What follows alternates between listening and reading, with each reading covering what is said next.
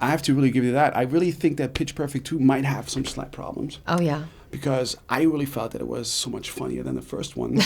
And I have a difficult sense of humor, so I presume that most of the people wouldn't like it because I loved it. Well, let's hope most people are exactly like you. I hope so sometimes, but sometimes I don't. This is like the second time after 2 shorts that you've been in the director's seat. Mm-hmm. And of course, there's been, I understand, like an understandable fuzz also about women in Hollywood. And that's what I was especially looking for when I heard, okay, you're the director of that movie. I was looking for something that would be stereotypically like made by a woman, more sensitive, more emotional. But I actually it was really harsh on some levels. I thought, like, I don't see the difference if that would have been like a man or a woman director. So yeah. Where's the fuss coming from then? I don't know.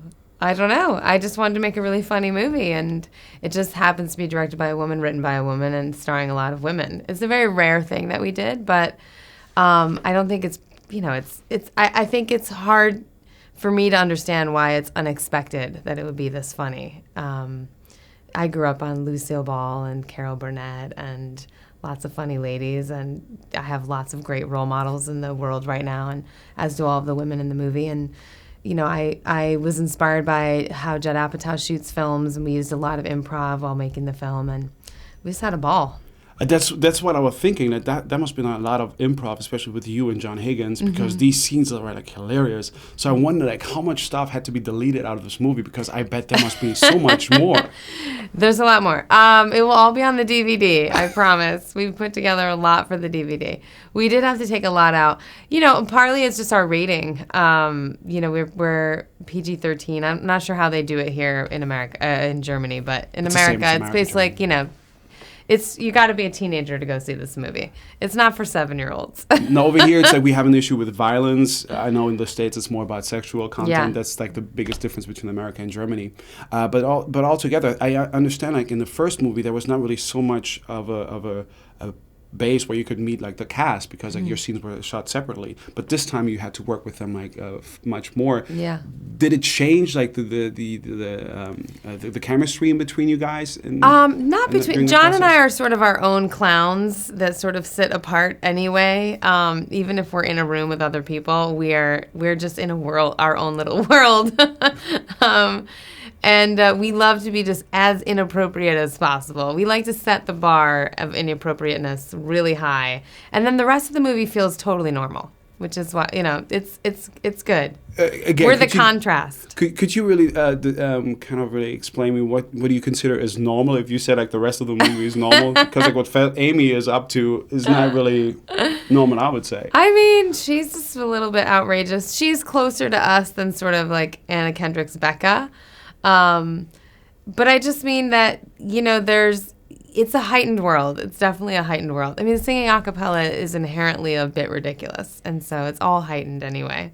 Yeah, but I presume that also, like, especially like a cappella groups must worship you for giving that type of shining a light. Kind of Shining a light on. Or is there anyone who has been insulted so far? So like, oh, you're not really describing it the way it is. No, for the most part, they're pretty happy. They're pretty happy to be coming out of like their nerd cages and like being shown the way. I mean, Pentatonics is one of the hugest groups in the world. They're an all a cappella group.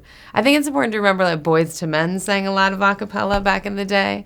Don't Worry, Be Happy was an a cappella song. Right. So, we didn't create this. The Greek chorus was singing a cappella 2,000 years ago.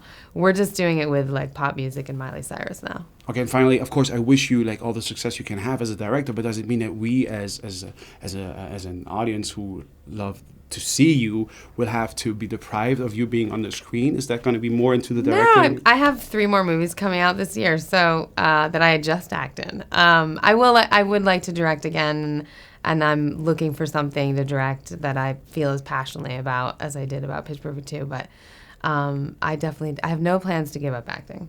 All right, so thank you so much for that, and looking forward to see you tonight I'll at see the you Social Movie Night. Yeah, thank you. Thank you so much. Great to see you. Good to see you. Wir begrüßen Sie live aus Washington, D.C., wo die Barden Bellas gleich für den Präsidenten der Vereinigten Staaten an dessen Geburtstag performen werden. I came in like a wrecking ball. Oh nein, sie hat nichts drunter. Oh mein Gott. Die Tore zur Hölle öffnen sich. Sie dreht sich. Nein. Macht euch bereit. Sie kommt! amerikanische Sängerin schickte dem Präsidenten einen Gruß von Down Under. Die Bellas sind suspendiert. Die europäischen Champions ersetzen euch.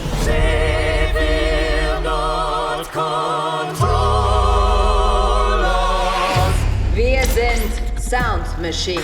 Wie sollen wir denn mit denen mithalten? Ich bin hier nicht für die Ideen zuständig. Ich bin nur die heiße Chica. Ich bin sicher, dass ich die heiße bin. Wenn wir die Weltmeisterschaft gewinnen, sind wir dann wieder dabei? Wenn ihr gewinnt. Die Barden Bellas, ihr seid ja winzig. Wir treten euch in den Arsch. Ihr erinnert mich irgendwie an diese schlechten Girl-Group-Casting-Shows. Nur, dass ihr leider so aussieht, als hätte man all die zusammengeworfen, die schon in der ersten Runde rausgeflogen sind. Never trust a big button smile, that girl is poison.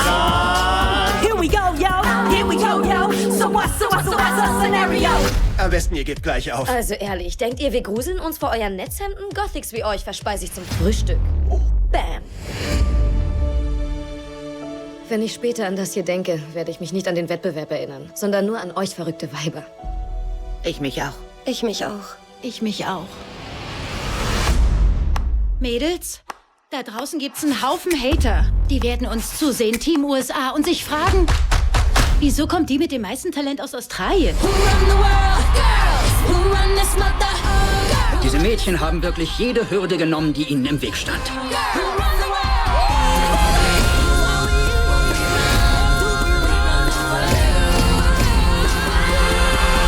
Welch eine Inspiration für Mädchen auf der ganzen Welt, die zu hässlich sind, um Cheerleader zu werden.